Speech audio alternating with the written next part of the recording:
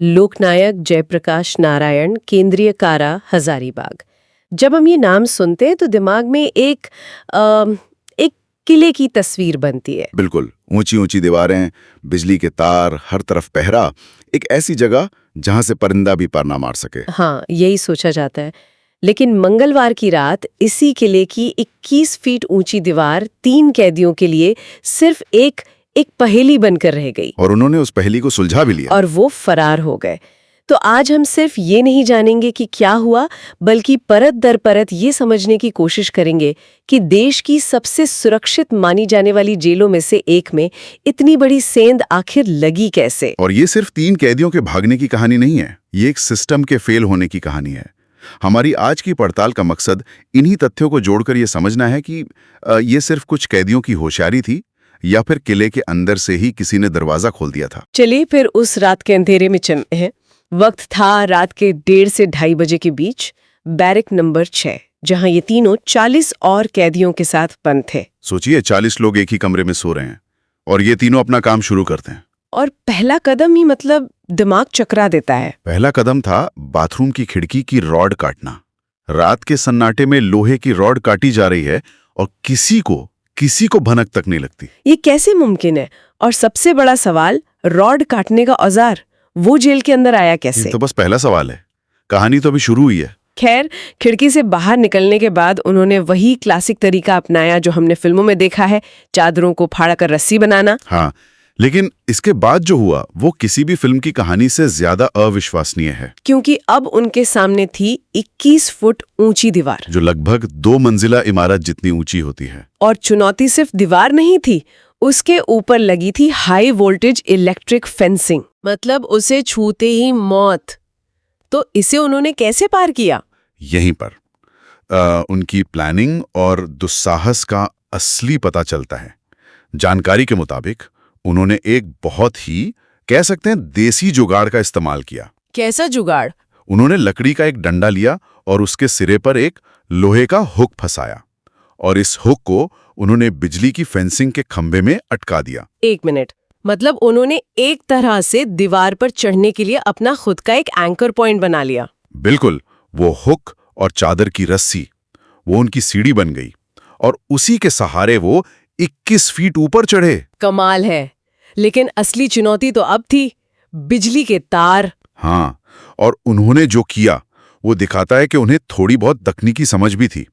उन्होंने फेंसिंग का एक फेज, मतलब एक तार काट दिया। तार काट दिया? जी, ये कोई तुक्केबाजी नहीं थी, ये एक सोचा समझा कदम था जिसमें जरा सी भी गलती की कोई गुंजाइश नहीं थी। ये सुनकर ही रोंगटे खड़े हो रहे। मतलब उन्होंने न सिर्फ एक दीवार को लांघा, बल्कि एक एक्टिव जानलेवा सुरक्षा प्रणाली को भी नाकाम कर दिया। और यहीं से सिस्टम पर सवाल उठने शुरू होते हैं। जहां ये सब हो रहा था, वहां की सुरक्षा व्यवस्था कैसी थी? क्या वो हिस्सा बिल्कुल सुनसान था? सुनसान तो बिल्कुल नहीं था, और यहीं से ये मामला और भी ज्यादा उलझ जाता है। जिस जगह से वे भागे वो गुमटी नंबर 4 और 5 के बीच का इलाका था। गुमटियां मतलब वॉच टावर? हाँ, वॉच टावर। और दोनों तरफ मुश्किल से 50-50 मीटर की दूरी पर ये गुमटियां थीं, जहां जैप 7 के जवान तैनात थे। 50 मीटर? ये तो बहुत ही कम फासला है। मतलब अगर कोई गार्ड अपनी गुमटी से बाहर झांकता भी तो उसे कुछ ना कुछ हरकत जरूर दिखनी चाहिए थी।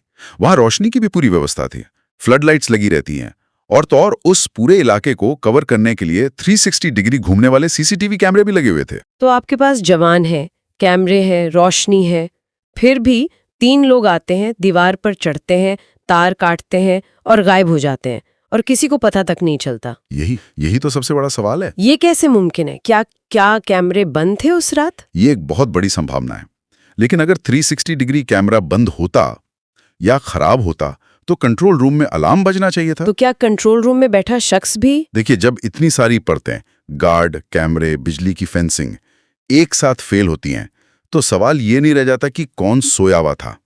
सवाल ये बन जाता है कि क्या ये सिस्टम इतना खोखला हो चुका है कि मिलीभगत ही अब इसका नियम बन गया है। और रिपोर्ट में भी ये बात सामने आई है कि दोनों गुमटियों पर तैनात संतरियों और हवलदार से 5 घंटे तक लंबी पूछताछ की गई। शक तो सबसे पहले उन्हीं पर जाएगा। बिल्कुल, इतने सुरक्षा उपायों के होते हुए भी तीनों का बच निकलना, ये सीधे तौर पर 2 ही बातों की ओर इशारा करता है।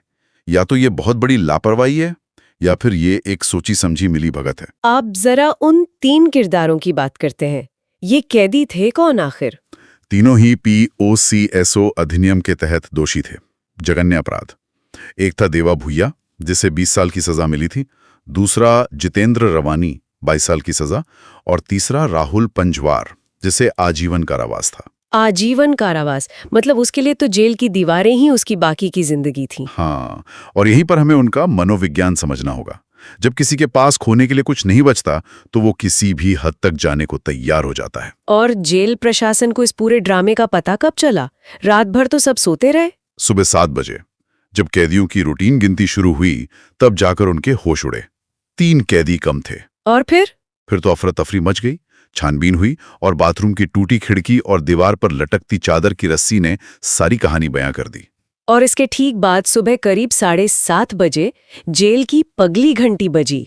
ये क्या है? ये एक तरह का आपातकालीन अलार्म होता है, जो किसी बहुत बड़ी घटना जैसे दंगा, हत्या या किसी कैदी के भाग जाने पर ही बजाया जाता है। अच्छा। और जांच में एक चौंकाने वाली बात सामने आई है। बताया जा रहा है कि आजादी के बाद से लेकर अब तक हजारीबाग की इस जेल में किसी कैदी के भागने पर यह घंटी पहली बार बजी थी। पहली बार? मतलब इस जेल के इतिहास में ऐसा कभी नहीं हुआ था? कभी नहीं। आप अंदाजा लगा सकती हैं कि जेल प्रशासन में किस कदर हड़कंप मचा होगा।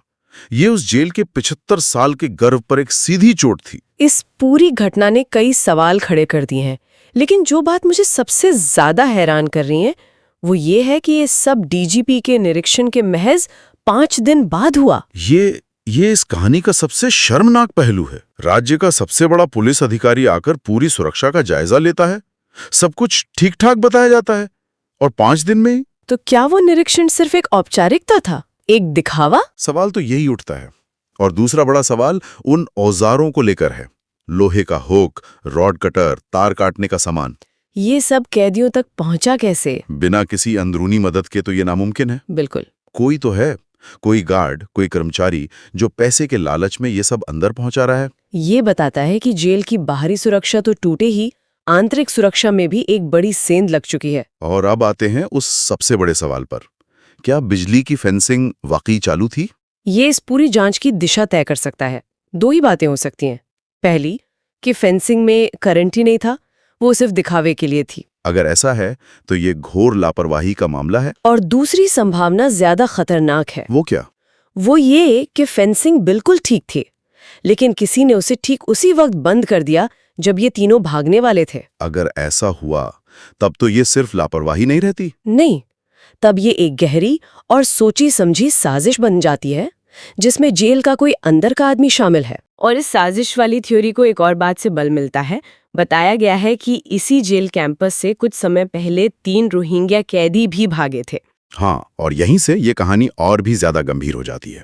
सुरक्षा एजेंसियां अब इस एंगल से भी जांच कर रही हैं कि क्या उन रोहिंग्या कैदियों का भागना आज की इस फरारी का एक ड्रेस रिहर्सल था। ड्रेस रिहर्सल मतलब ये कि क्या किसी ने जेल की सुरक्षा को भेदने का ये तरीका पहले आजमाया।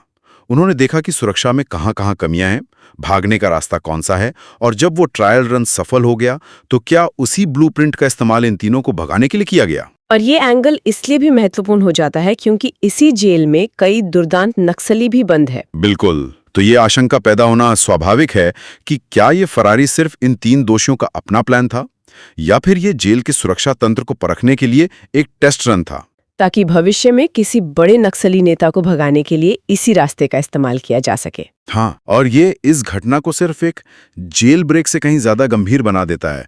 ये राष्ट्रीय सुरक्षा से जुड़ा सवाल बन जाता है। तो कुल मिलाकर ये एक दुस्साहसिक फरारी, एक हाईटेक सुरक्षा प्रणाली जो ताश के पत्तों की तरह ढह गई, और पीछे छूट गए कई ऐसे सवाल जो मामूली लापरवाही से लेकर एक बहुत बड़ी साजिश तक की ओर इशारा करते हैं। यहाँ सबसे दिलचस्प बात यह है कि कैसे एक अकेली घटना पूरे सिस्टम की खामियों को उजागर कर देती है।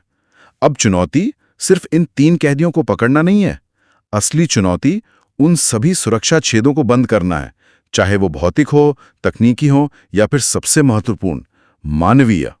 और अंत में ये पूरी पड़ताल हमें एक बहुत ही गंभीर संभावना पर सोचने के लिए छोड़ देती है। बिल्कुल, ये हमें सोचने पर मजबूर करता है कि जब किसी जेल की दीवार टूटती है तो हमारा ध्यान अक्सर उस टूटी हुई दीवार पर जाता है, पर शायद असली दरार उस दीवार में नहीं, बल्कि उसके अंदर मौजूद व्यवस्था और विश्वास में होती है। तो सबसे महत्वपूर्ण सवाल शायद ये नहीं है कि वे बाहर कैसे निकले, बल्कि ये कि अंदर से दरवाजा किसने खोला। और शायद उससे भी बड़ा सवाल ये है कि क्या ये सिर्फ एक दरवाजा था या पूरा सिस्टम ही अंदर से खोखला हो चुका।